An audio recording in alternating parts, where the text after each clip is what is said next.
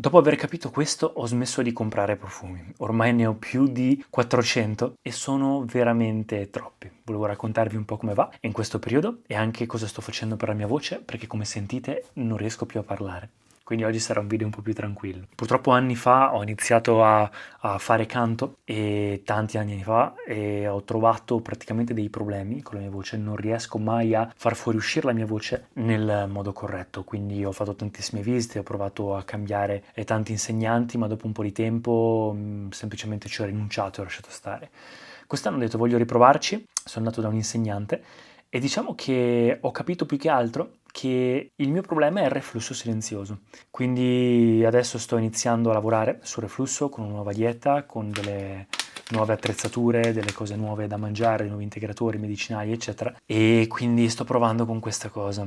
Vedremo come va, vi aggiornerò, speriamo. Ho prenotato anche il viaggio a fine anno per la Cina, vi parlerò anche di quello. A breve andrò a Shanghai, a Taiwan e a Hong Kong, un mese di viaggio, da fine anno fino a fine gennaio. Siccome ogni anno di solito vado per Capodanno in una capitale per almeno fare qualcosa, perché non ho una compagnia di amici con cui fare qualcosa. L'anno scorso sono andato a Vienna e mi sono accorto che si spende tanto solo perché è Capodanno e quindi ho detto vabbè, a questo punto i voli costano poco, spendere un po' di più, vado in Asia e quindi torno in Asia, vado a vedere la parte dell'est dell'Asia che non ho ancora visto e quindi vediamo. Poi magari un giorno in futuro farò sud-est asiatico, vedremo. E poi basta come novità, ho iniziato judo per provare, ho iniziato CrossFit per provare. CrossFit vi devo dire mi sta piacendo, mi sta distruggendo completamente, il mio corpo reagisce bene. Sto provando nuovi tipi di contenuti, insomma è un periodo un po' confuso, continuo con la mia meditazione, il mio yoga, le mie cose, però mi sto accorgendo di questa cosa tornando ai profumi. La mia passione per i profumi è arrivata, diciamo, con la cura di sé. Quando avevo finito nuoto, ho fatto nuoto agonistico per tutta la vita, fino ai 18-19 anni, ho iniziato poi a sfruttare il mio fisico che avevo lavorando come modello. Era un periodo in cui mi serviva lavorare per pagarmi l'università e quindi qualsiasi lavoro andava bene e quindi quello di modello era un po' un lavoro extra che facevo.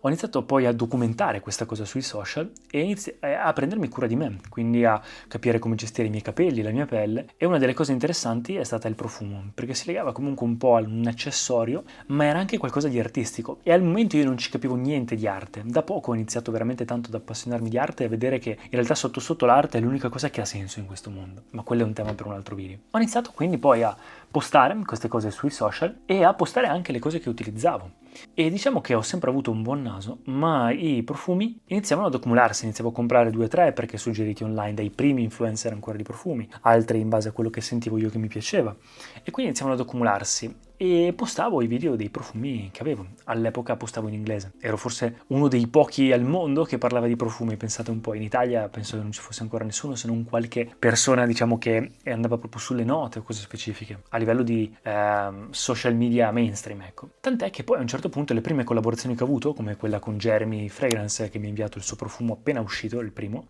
iniziarono ad arrivare, quindi iniziarono a mandarmi i primi profumi. Un po' li compravo io, un po' iniziavano ad arrivare e poi era il momento in cui mi sono trasferito negli Stati Uniti un po' per cercare delle agenzie nuove e provare a investire un po' nella carriera, per poi tornare e iniziare durante la pandemia il mio percorso interiore. Diciamo che mi sono concentrato un po' di più sul mio percorso interiore sui social in quel momento e tutte le cose che avevo in mente di fare in quel periodo, come la moda, andare avanti con la recitazione, eccetera, sono un po' crollate perché è il periodo che vi dico sempre in cui a un certo punto ho lavorato sulle mie identità e mi sono accorto di quanto il mio passato condizionasse chi ero. E io associavo la figura dell'attore, della recitazione, alla celebrità, quindi alla fama, all'essere apprezzati. E quindi invece di seguire questo percorso esterno, ho iniziato a spostare un po' l'attenzione all'interno, ho iniziato a leggere libri molto diversi, a fare cose molto diverse, a iniziare un percorso meditativo. E in quel momento ho iniziato veramente a togliere tante parti di me, magari ve ne parlerò in un altro video, ma ho iniziato anche a accorgermi di quante cose non essenziali nella mia vita avessi, tra cui anche gli oggetti, tra cui i profumi. E anzi, più vado avanti con il percorso interiore, più mi accorgo di quanto l'arte sia importante. Alla fine il profumo, sì è vero, può essere visto come un accessorio, ma può essere anche visto come un prodotto artistico, come un'opera d'arte, un qualcosa che si mette e cambia il modo in cui ti esprimi. E purtroppo avere troppi profumi rovina ogni profumo che hai, togliendo importanza e profondità a quell'opera d'arte. L'arte o arriva o non arriva, ma deve essere vista, deve essere osservata non con la tua persona, non con i tuoi filtri, ma deve essere osservata con attenzione, con con l'attenzione oltre la tua persona, deve essere assaporata e il profumo deve arrivare, va vissuto. E quindi purtroppo nel momento in cui arrivano troppi profumi, hai troppi profumi, inizi già a avere secondo me anche più di 5-10 profumi, inizia a essere un problema perché tutti i profumi perdono di importanza. Quando hai un profumo tendenzialmente le persone dicono sì, ma io voglio trovare il mio profumo. Quando cerchi il tuo profumo non lo troverai mai. Perché? Perché il tuo profumo, le persone che dicono quello è il mio profumo, sono persone che hanno sempre avuto quel profumo, oppure l'hanno provato, ne hanno testati vari, e a un certo punto hanno tenuto quello, non gli importa così tanto il profumo, ed è diventato un po' quello.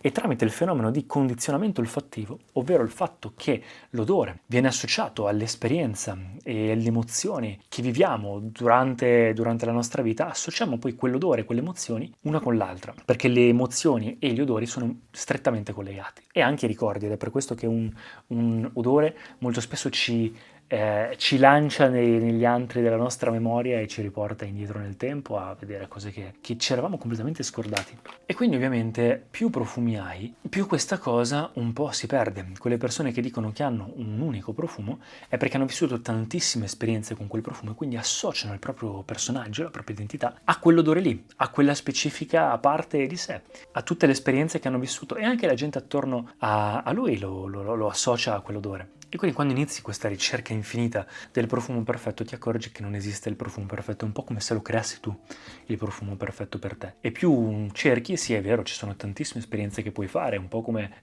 trovare l'outfit perfetto, ci sono degli accessori, dei profumi che sono perfetti per alcune occasioni, migliori o essere indossati in alcune situazioni, però allo stesso tempo quando cerchi quella cosa che si collega a te, diciamo che non la trovi, perché deve essere un qualcosa che tu pian piano associ.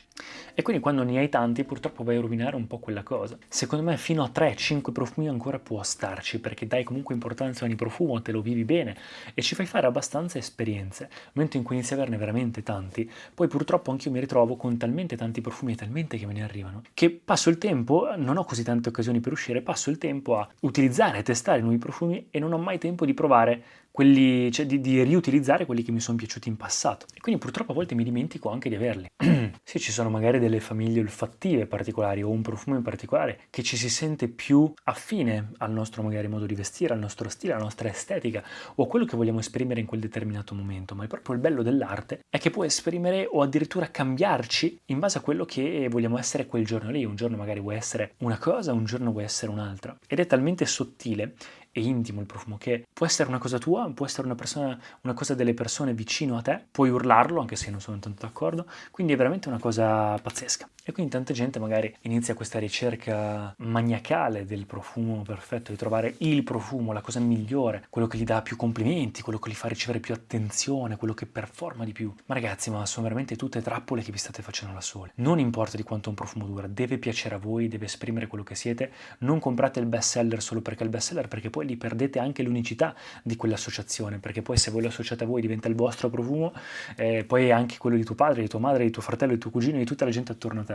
Quindi trovate il vostro profumo, la cosa che vi si associa di più, o magari quello che avete già, e vivetelo, provatelo, testatelo, prendete il profumo che già avete e vedete come va, perché spesso ci si dimentica proprio di quanto i profumi siano buoni perché si passa superficialmente già al prossimo profumo, lasciando indietro qualcosa che può essere fantastico. Questo ad esempio Topaz di Kajal mi è appena arrivato, sto testando questo in questo periodo, quindi fatemi sapere voi invece cosa state utilizzando in questo periodo. Da quel momento io ho smesso di comprare profumi, non ne compro più, diventerebbe veramente uno spreco. Ho iniziato in realtà a utilizzare più profumi, a regalarne in giro ai miei amici, alle persone attorno a me, quelli che non utilizzo più da tanto tempo, perché con me sarebbero purtroppo sprecati. E torno a utilizzare quelli che avevo dimenticato da un po' di tempo, quelli che mi piacciono, a studiarmeli, a vedere la storia che c'è dietro, l'artista, il naso, perché l'ha creato quel profumo, che cosa aveva in mente, quali sono le note che ha utilizzato. Più si osserva un'opera d'arte e più si trovano cose che rendono quell'opera d'arte speciali, quindi non c'è mai un limite di quanto si può